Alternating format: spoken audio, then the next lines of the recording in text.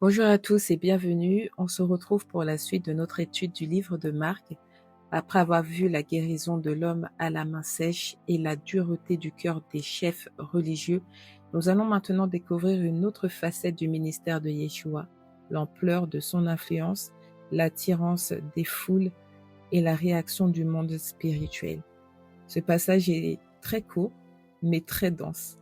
Et il nous révèle à la fois la puissance de Yeshua et sa sagesse. Avant d'entrer dans l'explication, lisons ensemble le texte biblique. Donc on est sur Marc 3 du verset 7 au verset 12 qui nous dit « Yeshua se retira vers la mer avec ses disciples. Une grande multitude le suivit de la Galilée et de la Judée, de Jérusalem, de l'Idumée, au-delà du Jourdain, et des environs de Tyr et de Sidon. Une grande multitude apprenant tout ce qu'il faisait vint à lui. Il chargea ses disciples de tenir toujours à sa disposition une petite barque, afin de ne pas être pressés par la foule, car comme il guérissait beaucoup de gens, tous ceux qui avaient des maladies se jetaient sur lui pour le toucher. Les esprits impurs, quand ils le voyaient, se prosternaient devant lui et s'écriaient « Tu es le Fils de Yahvé ». Mais il leur commandait très sévèrement de ne pas le faire connaître. Amen.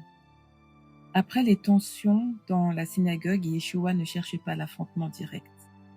Il se retire vers la mer avec ses disciples, et ce retrait n'est pas une fuite par peur, mais un choix de sagesse.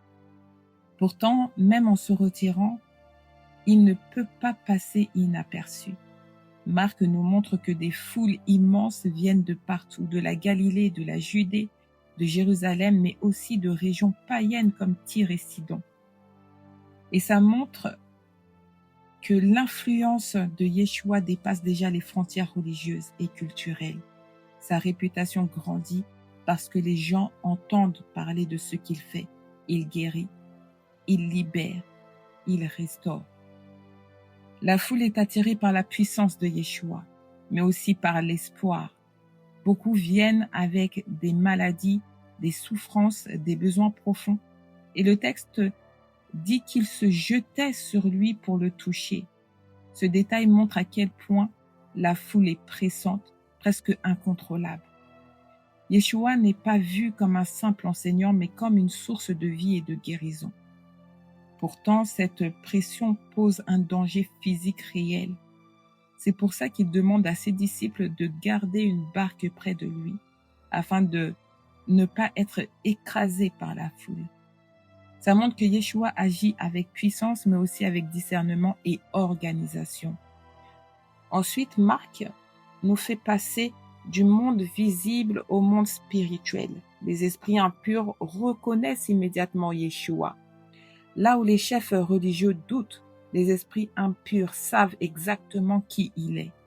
Ils se prosternent devant lui et crient « Tu es le Fils de Yahvé, tu es le Fils de Dieu ».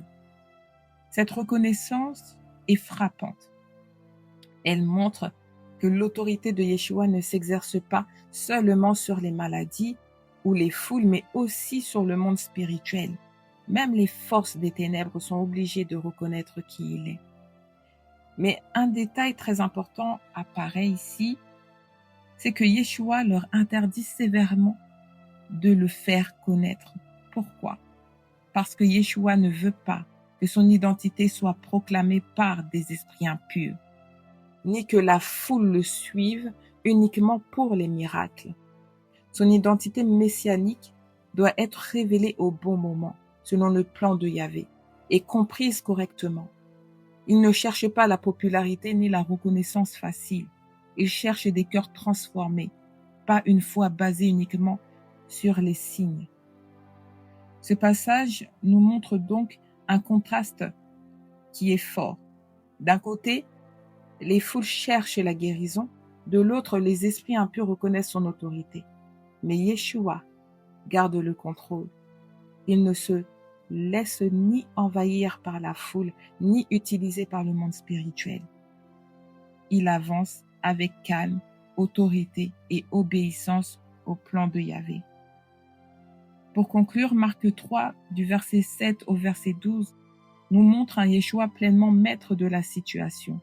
Les foules viennent à lui, les maladies reculent, les esprits impurs se soumettent, mais lui reste centré sur la volonté de Yahvé. Ce passage nous rappelle que Yeshua n'est pas seulement un guérisseur ou un enseignant populaire. Il est le fils de Yahvé, il est le fils de Dieu reconnu même par le monde spirituel. Il nous invite à le suivre non pas seulement pour ce qu'il peut faire pour nous, mais pour qui il est, et à lui faire confiance dans son autorité et dans son timing parfait. N'hésitez pas à partager vos réflexions en commentaire et à transmettre cette étude à vos proches. Et si vous n'êtes pas encore abonné, pensez à vous abonner afin de ne rien manquer de la suite de cette série sur l'évangile de Marc.